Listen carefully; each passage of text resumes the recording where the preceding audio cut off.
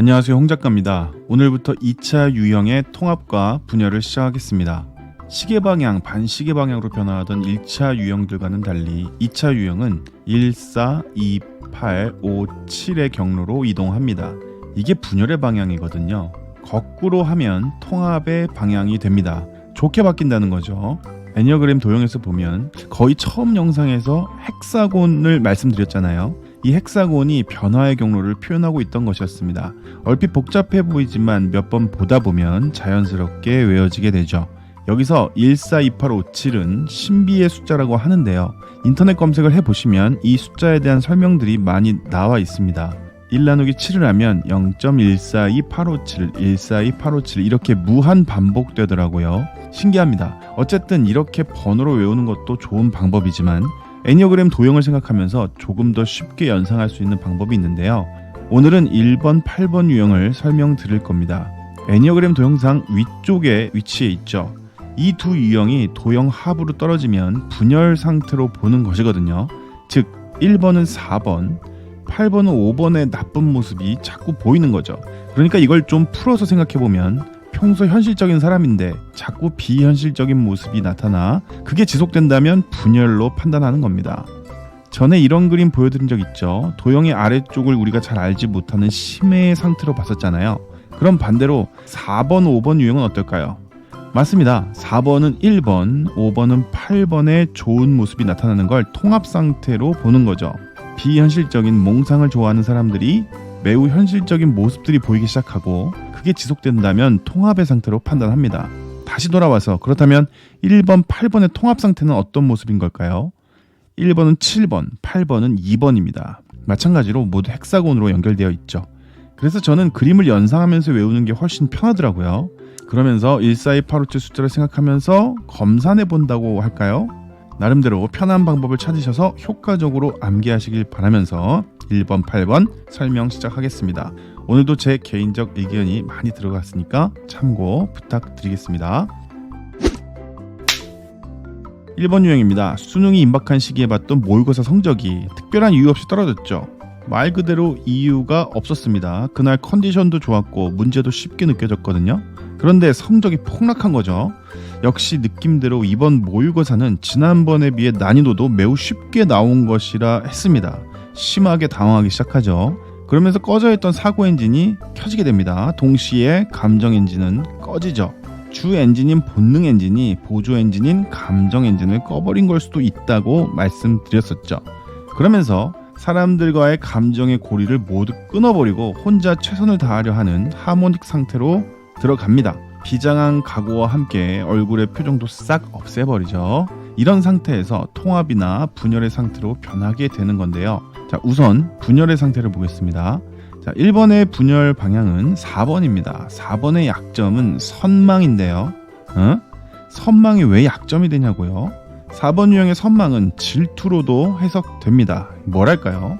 내가 가지지 못한 것을 어떤 수단과 방법을 가리지 않더라도 꼭 가지고 싶고 그것을 가져야만 특별한 사람이 될 수 있다고 생각한다고 할까요?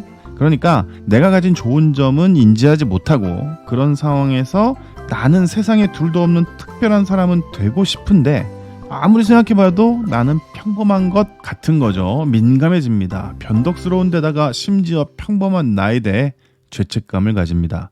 그러니 자연스럽게 의기소침해지기도 하고 우울하며 극단적 성격을 보이기도 하죠. 이런 것을 고려하고 생각해보면 모의고사를 망친 1번의 학생의 모습이 연상됩니다. 어쩌면 자신이 꿈꿔오던 대학에 못 갈 수도 있다 생각하니 끔찍해지죠. 짜증이 나고 과민해집니다. 지방의 후미진 이름 없는 대학에 겨우 들어가서 평소에 가깝게 지내지 않았던 하위권 아이들과 대학 동기가 될 수도 있다는 게 믿기지 않습니다. 담배도 안 피고 술 한 번 먹어본 적 없는 모범적인 내가 저런 아이들과 함께 어울릴 수도 있다니 공부하다 죽는 한이 있어도 그런 상황은 만들면 안 되겠다고 생각합니다. 어차피 군대 갔다 와서 졸업해봐야 취업도 안 될 것이 빤하다고 생각하죠. 만에 하나 그리 된다면 차라리 재수를 해야겠다고 생각합니다. 그러면서 더 깊은 나만의 세계로 빠져들게 되죠. 아무하고도 이야기하고 싶지 않습니다.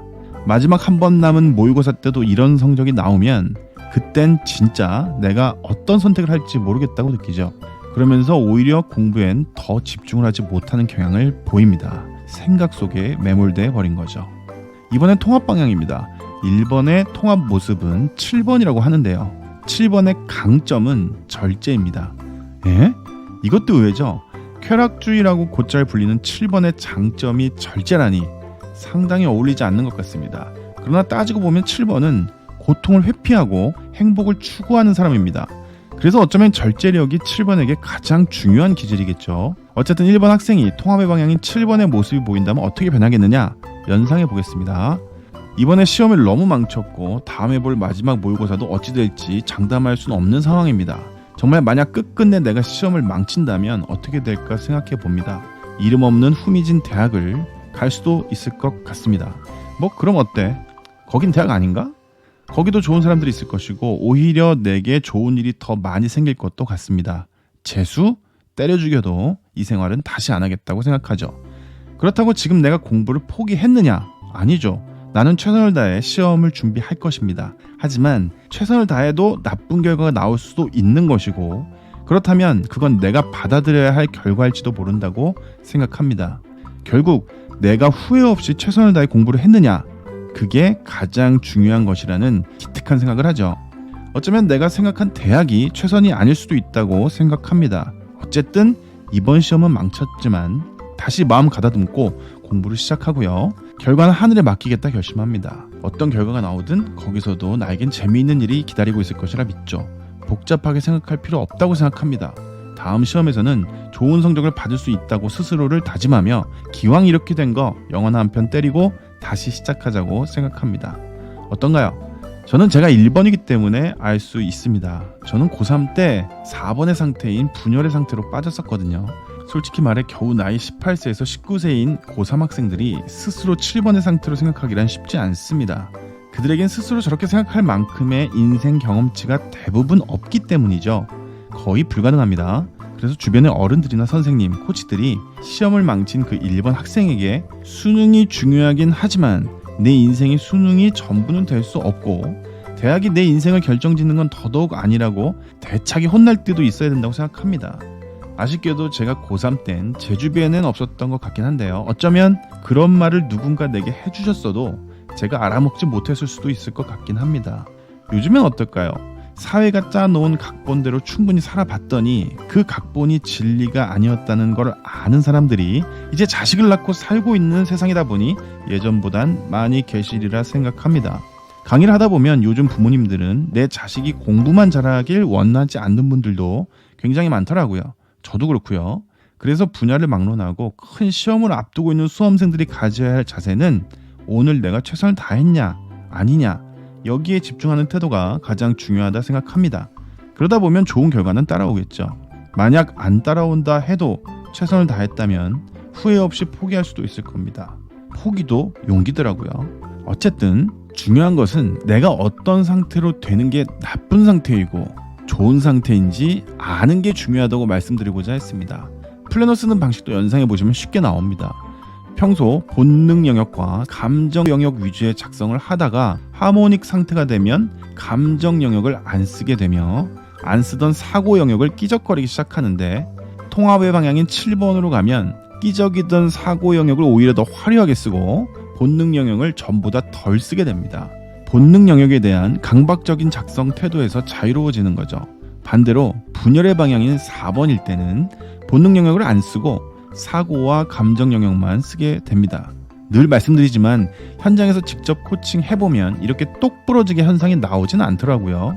그래서 이건 이론적인 뼈대라 생각해 주시고요. 실제 학생들과 코칭을 진행해 보면 저런 필기 패턴이 살짝 보입니다. 마치 숨은 그림 찾기 같거든요. 아직은 어리기 때문에 유형별 특징이 진하게 나오지 않는 것도 이유이기도 하지만 경험해 보면서 느끼는 것은 그래도 이런 이론적 뼈대가 살짝 보이는 것들을 명확하게 보는데 큰 도움이 된다는 사실이었습니다. 저는 나침반 비슷한 느낌을 받게 되더라고요.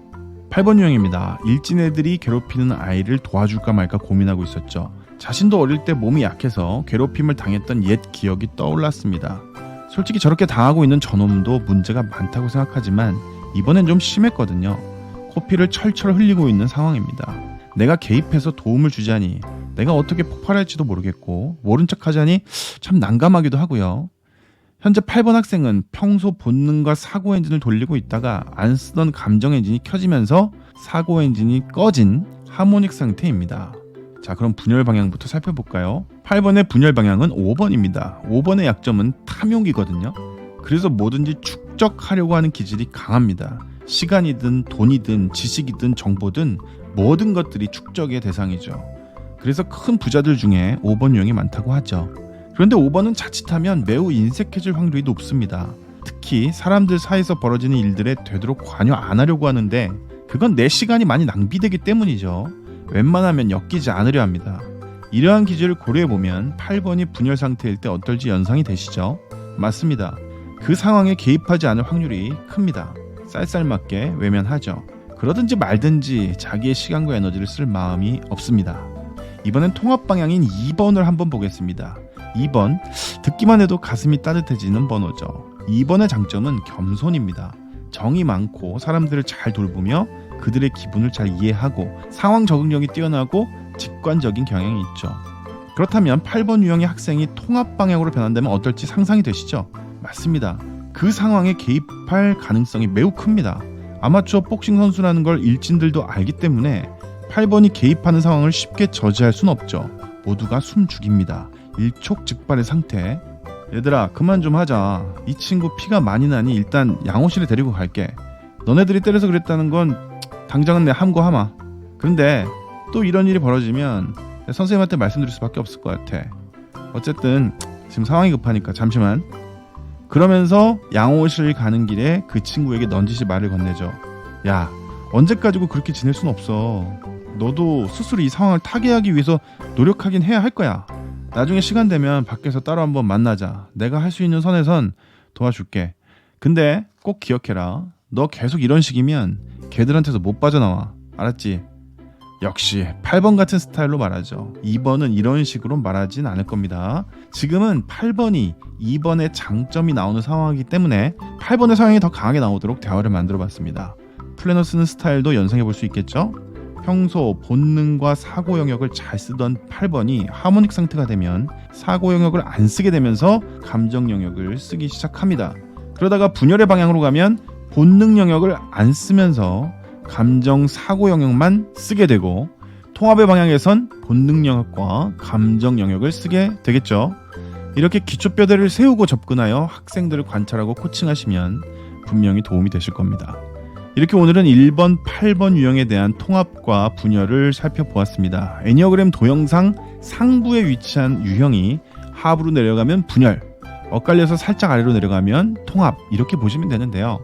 그렇다면 이렇게 밝고 활기찬 상태만 좋은 것이냐, 이렇게 오해하시면 안 됩니다. 오히려 4번, 5번과 같은 조용하고 내성적인 기질을 보일 때 통합 상태인 것도 있으니까요.